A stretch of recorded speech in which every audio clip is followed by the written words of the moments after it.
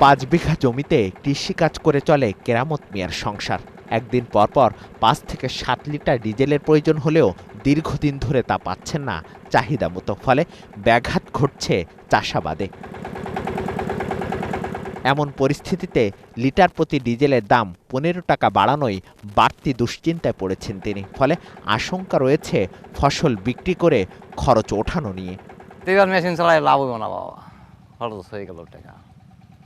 কিন্তু আমার কেন যান বেরিয়ে যায়, এরপর দিয়ে তেল পাওয়া যায় না, বেশি চাইলে দেয় না, ওই ডেলি যায় আনন্দ নাকি, তখন দাম বেশি 25 টাকা। ঢাকা থেকে ঝিনাইদহে পণ্য পৌঁছাতে 14,000 টাকার চুক্তি করে ডিজেলের অপেক্ষায় ট্রাক চালক মোবাশ্বের আলী। কিন্তু হঠাৎ করে তেলের দাম বাড়ায় বড় লোকসানের মুখে তিনিও। 15,500 টাকা নেওয়া লাগবে, আর নাইতে নিজের গাড়ি থেকে যাবে, যদি না দেয় ওই ভাড়া।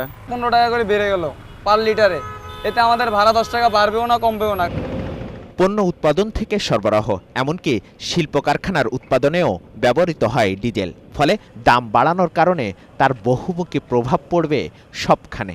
এই ব্যবসায়ী নেতা মনে করেন, দীর্ঘদিন ধরে চাপে থাকা অর্থনীতিকে আরও বিপদে ফেলবে সরকারের এই সিদ্ধান্ত।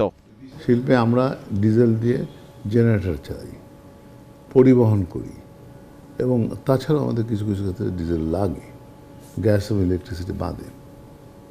তো সেখানে তো আমাদের কস্ট অফ প্রোডাকশন বেড়ে যাবে। আস্তে আস্তে এটা অ্যাডজাস্ট হবে হয়তো, কিন্তু আমরা ক্ষতিগ্রস্ত হবো, এটা নিঃসন্দেহে। বিশ্লেষকরা মনে করেন, চলমান পরিস্থিতিতে মোটা ভর্তুকি টেনে যাওয়া সরকারের পক্ষেও কঠিন। তবু সমন্বয়ের উদ্যোগ নেওয়া দরকার ছিল ধাপে ধাপে।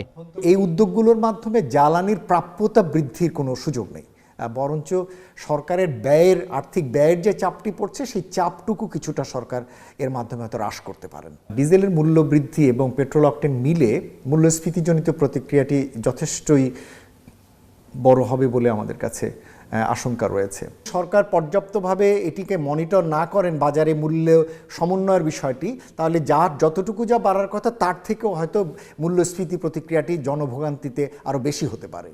সংকট উত্তরণে এই খাত নিয়ে দীর্ঘমেয়াদী পরিকল্পনার পরামর্শ বিশেষজ্ঞদের।